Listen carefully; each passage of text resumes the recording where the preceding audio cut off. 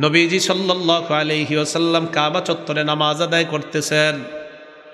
ওয়া আবু জাহলিন ওয়া আসহাবুল লাহু জুলুস, পাশে আবু জাহেল আর তার সাথীরা বসা।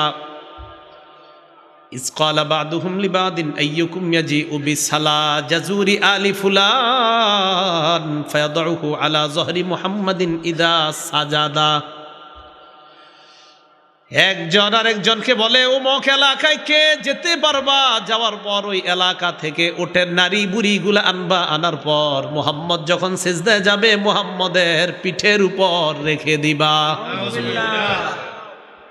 বলল কে পারবা? অমুক এলাকায় যাবে, যাওয়ার পর ওই এলাকা থেকে ওটের নারী বুড়িগুলা আনবা, আনার পর মুহাম্মদ সাল্লাল্লাহু আলাইহি সাল্লাম যখন মুহাম্মদ সিজদায় যাবে তার পিঠের উপর এই ওটের নারী বুড়িগুলা রেখে দিবা।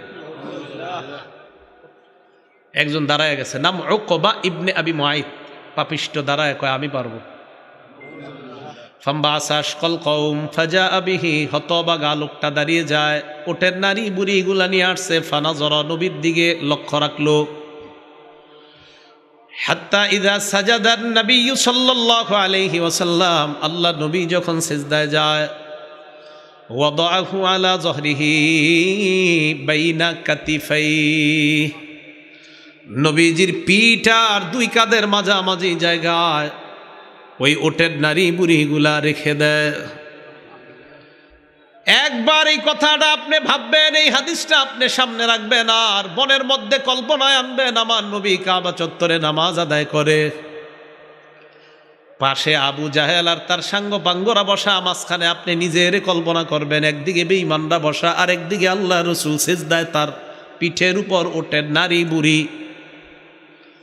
আব্দুল্লাহ ইবনে মাসউদ বলেন, ফাজাআলু ইয়াদহাকুনা, বেঈমানরা হাসাহাসি করতেছে, ইউহিলু বাদুহুম আলা বাদিন, হাসতে হাসতে একজন আরেকজনের উপর পড়তেছে। মানে বিষয়টা এমন, দেখো দেখো মুহাম্মদের কেমন দেখা যায়, এভাবে হাসতে হাসতে পড়ে।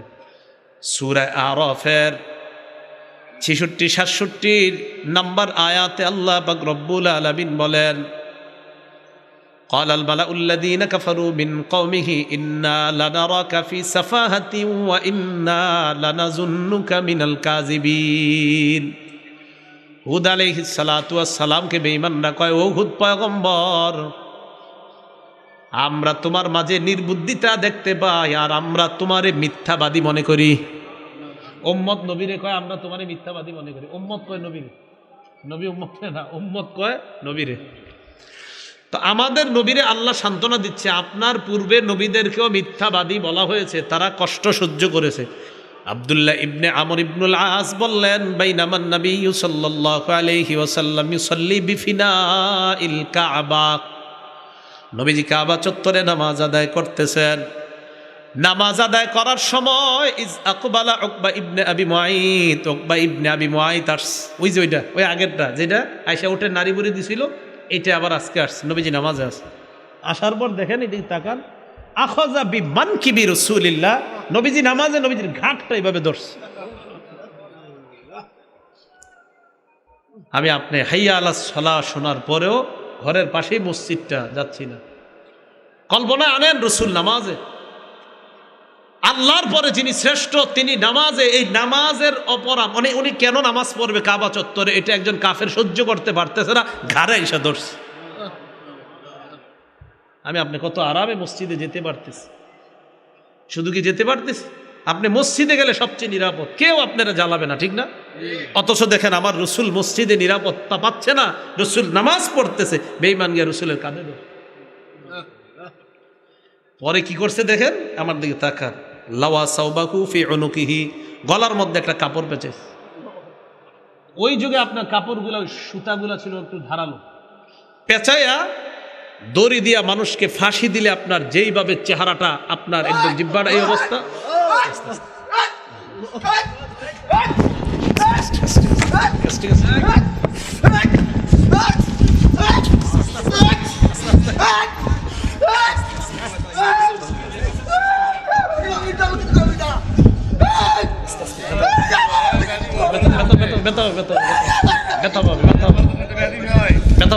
ব্যথা পাবে।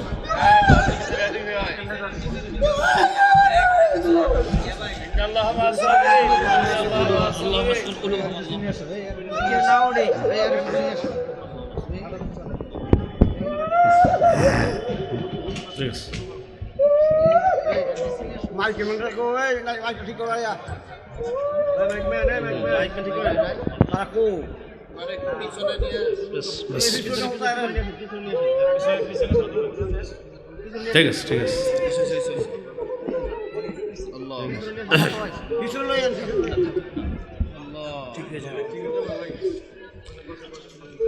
তো রাসূলুল্লাহ সাল্লাল্লাহু আলাইহি ওয়াসাল্লাম কাবা চত্বরে নামাজ আদায় করতেছেন। একজন পাপিষ্ট এসে আল্লাহ রসুল সাল্লাল্লাহু আলাইহি সাল্লামের ঘাটটা ধরছে, ধরার পর লাওয়া সাওবাহু ফি উনুকিহি অখনাকাহু খনকন শাদীদান, কাপড়টা দিয়ে জোরে একটা টান দিস। তো এই জন্য বলছিলাম আমরা নামাজ পড়ব সবাই। আমাদের নবীজি সাল্লাল্লাহু আলাইহি সাল্লাম নামাজের মধ্যে দাঁড়িয়ে আছেন, কি পরিমাণ আঘাত সহ্য করেছেন চিন্তা করেন। তো বলেন এই যুগে আমরা মসজিদে গেলে আমাদেরকে কি কেউ বাধা দিবে? নামাজ পড়ব তো সবাই ইনশাআল্লাহ। তো রাসূল সাল্লাল্লাহু আলাইহি সাল্লামের ওই হালাত বেচারা সইতে পারে নাই শুনে। যাই হোক, আমরা দোয়া করব আল্লাহ যেন অন্তত এই যে দৃশ্যটা দেখলেন যে রাসূল সাল্লাল্লাহু আলাইহি সাল্লাম নামাজে ওই অবস্থায় কষ্ট পাওয়াটা, নবীজির একজন উম্মত ব্যাপারটা সইতে পারেনি। তাহলে চিন্তা করেন ওই যুগে সাহাবাদের সামনে এই কষ্টগুলো রাসূলকে দিয়েছেন। এই জন্য ভাই সবাই নামাজ পড়বো তো ইনশাআল্লাহ। সাহাল ইবনে সাদ রাদিয়াল্লাহু তাআলা আনহুর বর্ণনা, তিনি বলেন আন্না রাসূলুল্লাহি সাল্লাল্লাহু আলাইহি ওয়াসাল্লাম ক্বালা ইয়াউমা খায়বার, নবীজি খায়বারের যুদ্ধে বললেন, খায়বারের যুদ্ধের দিন আল্লাহ রসুল বললেন লা উতিয়ান্না হাদিহির রায়াতা গাদান রাজুলান ইয়াফতাহুল্লাহু আলা ইয়াদাইহি, আগামীকাল এমন এক ব্যক্তির হাতে পতাকা দিব যার হাতে আল্লাহ খায়বারের বিজয় দান করবেন। সাহাবারা রাতের বেলায় জল্পনায় রাত কাটায় দেয়, কেউ রাতের বেলা ঘুমায় না। ফাবাতান নাসু ইয়াদুকুনা লাইলাতাহুম আইয়ুহুম ইউতাহা, সাহাবারা রাতের বেলা এই জল্পনায় কাটায় দেয়, না জানি কাকে দেওয়া হয় পতাকাটা। ফালাম্মা আসবাহান নাস গাদাউ আলা রাসূলিল্লাহি সাল্লাল্লাহু আলাইহি ওয়াসাল্লাম, সকাল যখন হয়ে যায় সবাই আল্লাহর রাসূলের সামনে আসলেন। কুল্লুহুম ইয়ারজু আইয়ুতাহা, সবার আশা আমাকেই পতাকাটা দিবে নবী। তো সবার আশা আমারই দিবে। নবীজি সবার দিকে তাকায় কয়, আইনা আলী ইবনু আবি তালিব রাদিয়াল্লাহু তাআলা আন, আলী কোথায়? সুবহানাল্লাহ। তাদের মাঝে হযরত আলী নাই, যারা গেছে পতাকা আনতে এদের মাঝে হযরত আলী নাই। সাহাবাদের পক্ষ থেকে জবাব দেওয়া হলো, ইয়া রাসূলুল্লাহ ইশতাকি আইনাই, হযরত আলীর চোখের মধ্যে সমস্যা, তাই আসতে পারে নাই। ফারসালা রাসূলুল্লাহ সাল্লাল্লাহু আলাইহি ওয়াসাল্লাম ইলাইহি ফাউতিয়া বিহি, নবীজি আলীর কাছে লোক পাঠিয়ে হযরত আলীকে ডেকে আনলেন। আনার পর ফাবাসাকা রাসূলুল্লাহ সাল্লাল্লাহু আলাইহি ওয়াসাল্লাম ফি আইনাইহি, নবীজি হযরত আলীর দুই চোখের মধ্যে থুতু মুবারক লাগায় দেয়। স্বপ্নে যদি লাগায় দেয় চোখে, তাও কাজ হয়ে যায়। আল্লাহ কবুল করুন।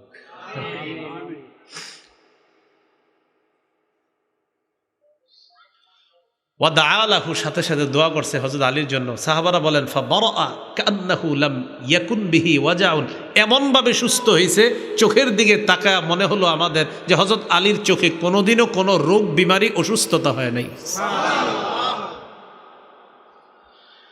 ফাআতাহুর রায়া, পতাকা দিস।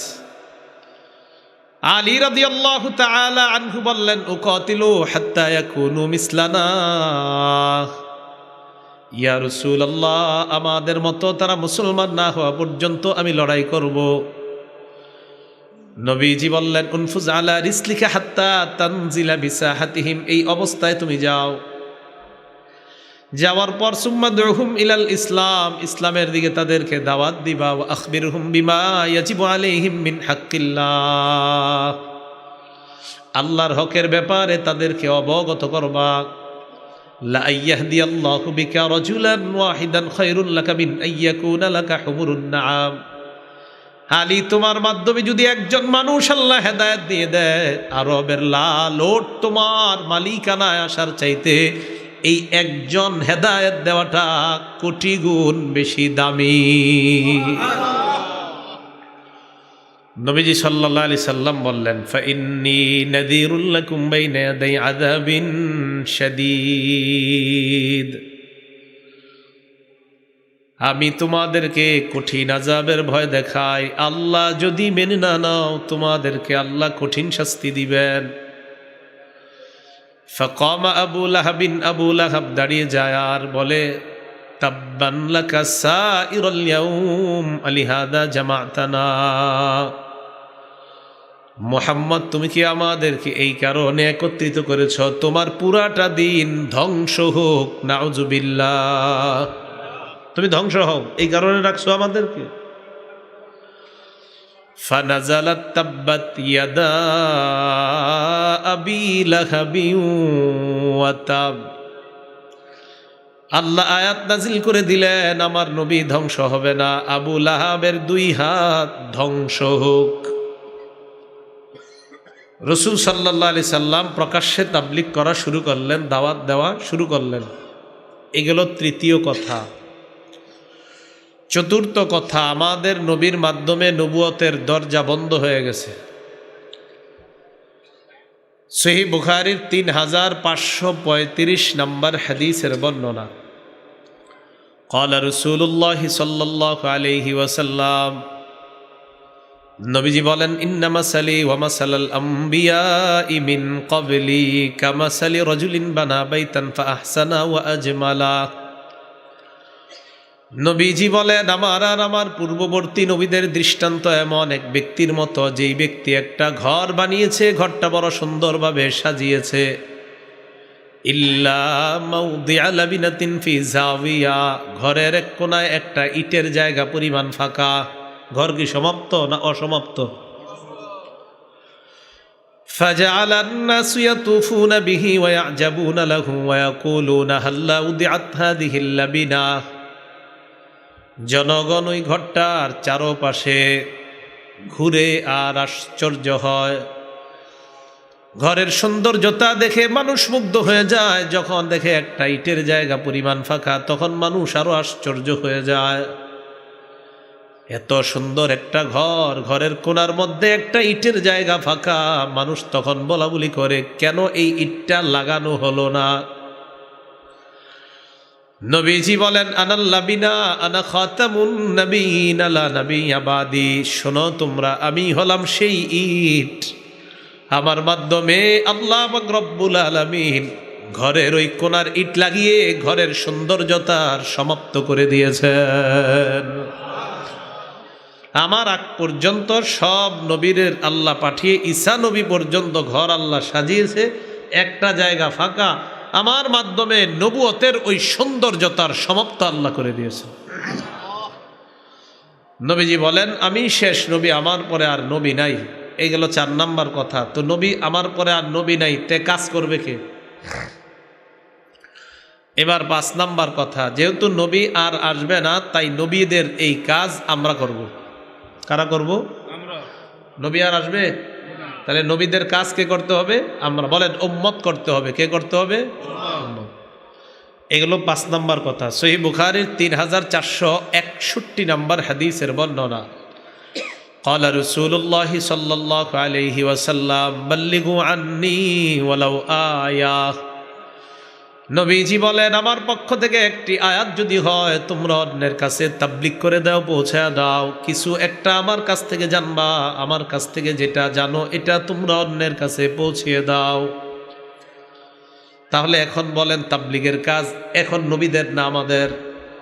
কারণ নবী আর দুনিয়াতে আসবে না, আমাদের নবী শেষ নবী। 5টা মৌলিক কথা আবার বলছি। 1 নাম্বার, সব নবীরা দাওয়াতের কাজ করছে। 2 নাম্বার, আমাদের নবীকে তাবলীগের হুকুম করছে। 3 নাম্বার, প্রকাশ্যে তাবলীগ করেছেন, গোপনে তাবলীগ। 4 নাম্বার, নবীর মাধ্যমে নবুয়তের দরজা বন্ধ। তাহলে 5 নাম্বার কথা, কাজ করবে কারা? উম্মত এখন তাবলীগের কাজ করবে।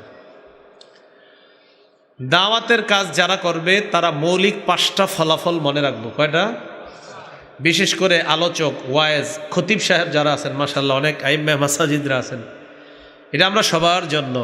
জুমার দিন যারা বয়ান করে তারাও একজন দায়ী, যারা ওয়াজ করে তারাও দায়ী, যারা দাওয়াত ও তাবলিগের কাজ করে মানুষের কাছে কাছে গিয়ে দাওয়াত দেয় তারাও দায়ী।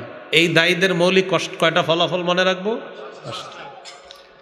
1 নাম্বার, যারা মানুষকে কল্যাণের দিকে আহ্বান করে, সৎ কাজের আদেশ করে, অসৎ কাজের নিষেধ করে, আল্লাহ তাদেরকে কোরআনে সফল মুমিন বলে ঘোষণা করেছেন। সূরা আলী ইমরানের 104 নম্বর আয়াতে আল্লাহ বলেন, ওয়ালতাকুম মিনকুম উম্মাতুন ইয়াদউনা ইলাল খায়র ويأمرون بالمعروف وينهون عن المنكر وأولئك هم المفلحون। আল্লাহ বলেন, তোমাদের মধ্যে এমন একটা দল হওয়া দরকার, এমন একটা দল হতে হবে, এমন একটা দল হওয়া উচিত যারা মানুষকে কল্যাণের দিকে আহ্বান করবে, সৎ কাজের আদেশ করবে, অসৎ কাজের নিষেধ করবে, আর তারাই হলো সফল কাম। তাহলে যারা দাওয়াতের কাজ করবে তাদেরকে আল্লাহ সফল বলেছেন। 2 নাম্বার, যারা কল্যাণের দাওয়াত দিবে, আল্লাহর দিকে মানুষকে দাওয়াত দিবে, তাদের কথা কোরআনে আল্লাহ শ্রেষ্ঠ কথা বলে ঘোষণা করেছেন। সূরা হামিম আস-সাজদা 33 নম্বর আয়াত, যে আয়াতটা আমি ভূমিকাতে তেলাওয়াত করেছি, আল্লাহ বলেন, ওয়ামান আহসানু কাওলাম মিম্মান দাআ ইলাল্লাহি ওয়া আমিলা সালিহান ওয়া ক্বালা ইন্নানি মিনাল মুসলিমিন। আল্লাহ বলেন, ওই ব্যক্তির চেয়ে উত্তম কথা আর কার, যে ব্যক্তি মানুষকে আল্লাহর দিকে দাওয়াত দেয়, নেক আমল করে আর বলে নিশ্চয়ই আমি মুসলমান। পৃথিবীর মধ্যে মানুষদের মধ্যে সবচাইতে শ্রেষ্ঠ কথা হলো মুহাম্মদ সাল্লাল্লাহু আলাইহি ওয়াসাল্লামের কথা। মুয়াজ্জিন সাহেব যখন বলে হাইয়া আলাস সালাহ হাইয়া আলাল ফালাহ, আম্মা জান আয়েশা বলেন, মুয়াজ্জিন সাহেবের এই কথার চাইতে আর দামি কথা কার হতে পারে? যারা মানুষকে আল্লাহর দিকে দাওয়াত দেয় তাদের কথার চাইতে দামি কথা আর কার কথা? তাহলে যারা দাওয়াত দেয়, দ্বিতীয় ফলাফল তাদের কথা শ্রেষ্ঠ কথা। 3 নাম্বারটা হাদিসটা শোনার আগে একটু বাংলা বোঝেন। আপনি কোনো চা দোকানের সামনে গিয়ে 10 জনকে দাওয়াত দিলেন, ভাই চলেন না মসজিদে নামাজে। 10 জনের মধ্যে 7 জন 8 জন আপনার দাওয়াতে মসজিদে আসছে, কথার কথা মাগরিবের আগে। এই যে 8 জন লোক আইসা মাগরিবের নামাজ পড়ছে, এই 8 জন মাগরিব পড়ে যেই সওয়াবটা পাবে, তাদের সওয়াব আল্লাহ একটুও কমাবে না, না কমিয়ে আপনি যে দাওয়াত দিয়ে আনছেন ওই 8 জনের ফুল সওয়াবটা আল্লাহ আপনাকেও দান করবেন। মুসলিম শরীফের 6697 নম্বর হাদিসের বর্ণনা, তাকরার সহ হাদিস সংখ্যা হবে 7453টা। عن أبي هريرة رضي الله تعالى عنه قال قال رسول الله صلى الله عليه وسلم।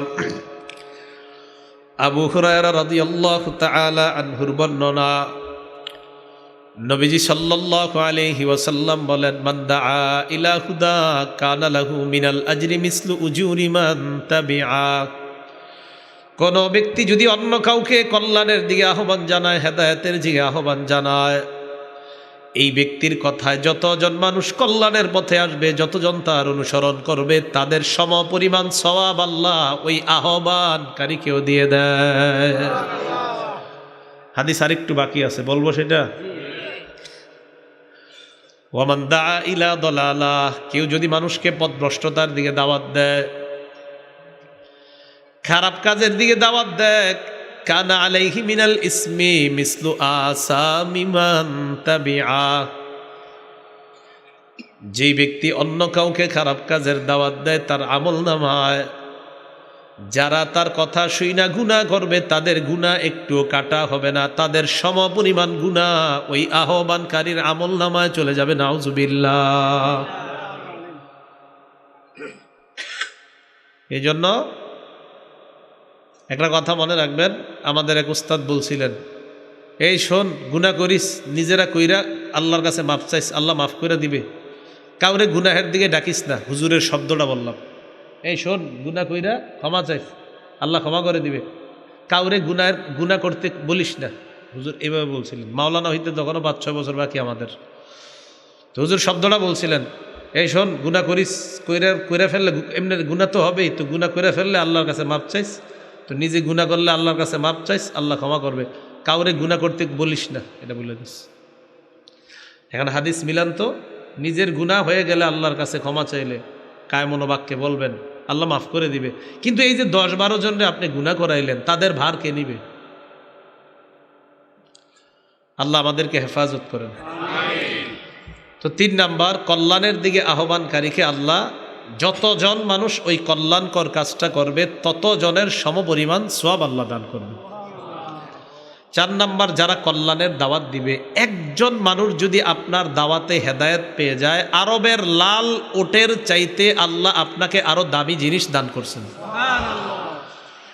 এক্ষেত্রে আমরা বুখারীর একটা হাদিস শুনি, সহিহ বুখারীর 4210 নম্বর হাদিসের বর্ণনা।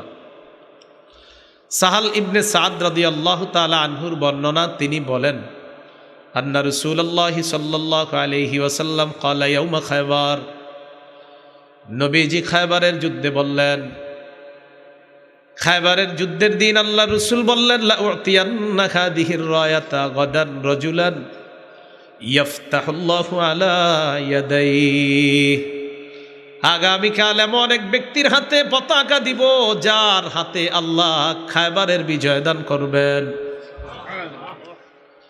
সাহাবারা রাতের বেলায় জল্পনায় রাত কাটায় দেয়, কেউ রাতের বেলা ঘুমায় না। ফাবাতান নাসু ইয়াদুকুনা লাইলাতাহুম আইয়ুহুম ইউতাহা, সাহাবারা রাতের বেলা এই জল্পনায় কাটায় দেয়, না জানি কাকে দেওয়া হয় পতাকাটা। ফালাম্মা আসবাহান নাস গাদাউ আলা রাসূলিল্লাহি সাল্লাল্লাহু আলাইহি ওয়াসাল্লাম, সকাল যখন হয়ে যায় সবাই আল্লাহর রাসূলের সামনে আসলেন। কুল্লুহুম ইয়ারজু আইয়ুতাহা, সবার আশা আমাকেই পতাকাটা দিবে নবী, তো সবার আশা আমারই দিবে। নবীজি সবার দিকে তাকায় কয়, আইনা আলী ইবনু আবি তালিব রাদিয়াল্লাহু তাআলা আন, আলী কোথায়? সুবহানাল্লাহ। তাদের মাঝে হযরত আলী নাই, যারা গেছে পতাকা আনতে এদের মাঝে হযরত আলী নাই। সাহাবাদের পক্ষ থেকে জবাব দেওয়া হলো, ইয়া রাসূলুল্লাহ ইশতাকি আইনাই, হযরত আলীর চোখের মধ্যে সমস্যা, তাই আসতে পারে নাই। ফারসালা রাসূলুল্লাহ সাল্লাল্লাহু আলাইহি ওয়াসাল্লাম ইলাইহি ফাউতিয়া বিহি,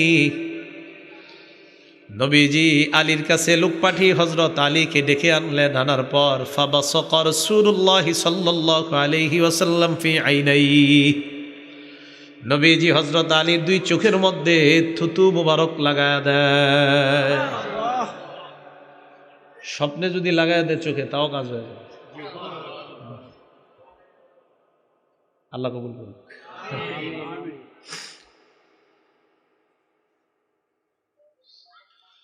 ওয়াদাআলাহু, সাথে সাথে দোয়া করছে হযরত আলীর জন্য। সাহাবারা বলেন, ফাবারাআ কান্নাহু লাম ইয়াকুন বিহি ওয়াজাউন, এমন ভাবে সুস্থ হয়েছে, চোখের দিকে তাকায় মনে হলো আমাদের যে হযরত আলীর চোখে কোনোদিনও কোনো রোগ বিমারি অসুস্থতা হয় নাই। সুবহানাল্লাহ।